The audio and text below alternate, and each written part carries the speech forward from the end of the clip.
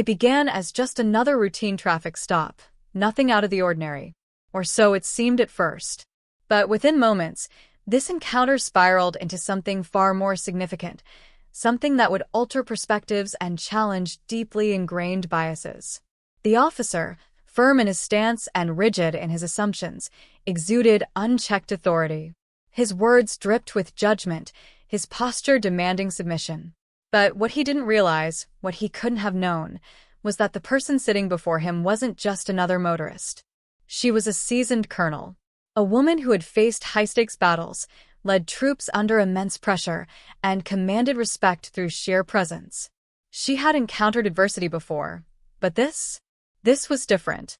As the officer's voice cut through the air, sharp and filled with scrutiny, the colonel remained unshaken. His questions weren't really about a traffic violation, they were about her. Who she was, why she was there, and whether she belonged. "Where are you headed?" he asked, suspicion clouding his gaze. Dressed in civilian clothes, she met his stare with an unwavering calm. She had seen this play out before. The tension, the assumptions, the subtle challenge masked as protocol. But she wasn't one to be easily intimidated. Rather than responding immediately, she tilted her head slightly and asked, her voice steady yet pointed, "Is there a particular reason you stopped me, officer?" That single question shifted the air between them. Her tone wasn't defensive, nor was it confrontational. It was simply composed, carrying the authority of someone who had spent decades making difficult calls under pressure. Someone who had earned her place through skill, discipline, and experience. But the officer wasn't ready to let go of his preconceived notions. His suspicion deepened, his voice growing sharper. "License and registration," he demanded, irritation barely masked behind his professional tone. Without hesitation, she retrieved the requested documents, her movements deliberate and precise. As he took the license from her hands and read her name, something flickered in his expression, a shift, slight but noticeable. Yet his skepticism lingered. He wasn't looking for information.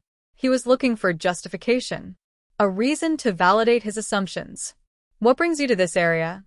he pressed, the question laced with an unspoken accusation. She inhaled slowly, measured in her response. "I'm on my way to meet someone," she replied, maintaining her steady tone. But behind her calm demeanor, she was fully aware of what was happening. This wasn't about a simple traffic stop, it was about power, control, and prejudice. And she knew exactly how to handle it. As the exchange continued, a small crowd began to gather. Some stood at a distance, watching with curiosity, while others pulled out their phones, recording every second. The energy shifted. The officer noticed the growing audience, but remained steadfast in his approach, unaware that every word, every action, was building toward a moment he would never forget. Taking a step back, he scanned her vehicle, eyes narrowing as though searching for something, anything, that would justify his behavior. "Are you sure this car is registered to you?" he asked, holding up her documents with a raised brow.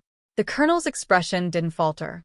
"It is," she replied simply, her voice unwavering. She had nothing to prove, and she knew it. But in moments like these, composure wasn't just about herself, it was about setting an example.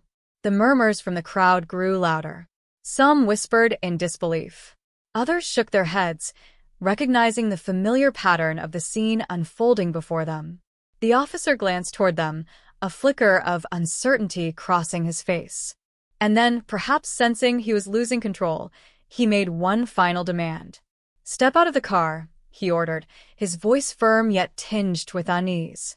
The colonel held his gaze for a moment before reaching for the door handle. As she stepped out, standing tall, the shift was undeniable.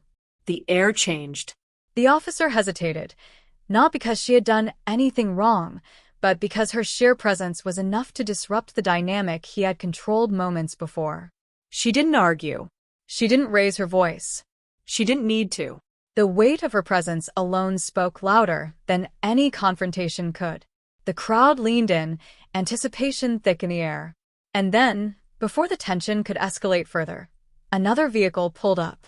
A senior officer emerged, his uniform crisp, his demeanor exuding authority. His sharp gaze swept over the scene before landing on the colonel. A moment of silence. Then, recognition. "Colonel," he asked, his tone shifting instantly from routine protocol to respectful acknowledgement. "Is everything all right here?" The younger officer stiffened. Confusion flickered across his face, quickly replaced by alarm. He opened his mouth, scrambling for an explanation. "She was acting suspiciously," he blurted out, his voice now defensive, unsteady. The senior officer's expression darkened slightly, but his composure remained intact. "Suspicious," he repeated, measured and pointed. "Or were we making assumptions here?" The crowd quieted, sensing the power shift. The colonel still hadn't said a word, allowing the moment to play out. The younger officer, now visibly uncomfortable, shifted on his feet, searching for a way to justify himself. But before he could dig himself deeper, the colonel finally spoke. "Officer," she said, her voice calm yet commanding, "do you know who I am?" Silence.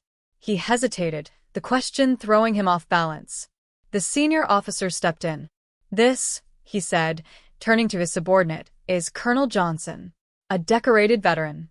A woman who has served this country with honor for over 2 decades. A hushed gasp rippled through the crowd. The weight of the revelation settled heavily in the air.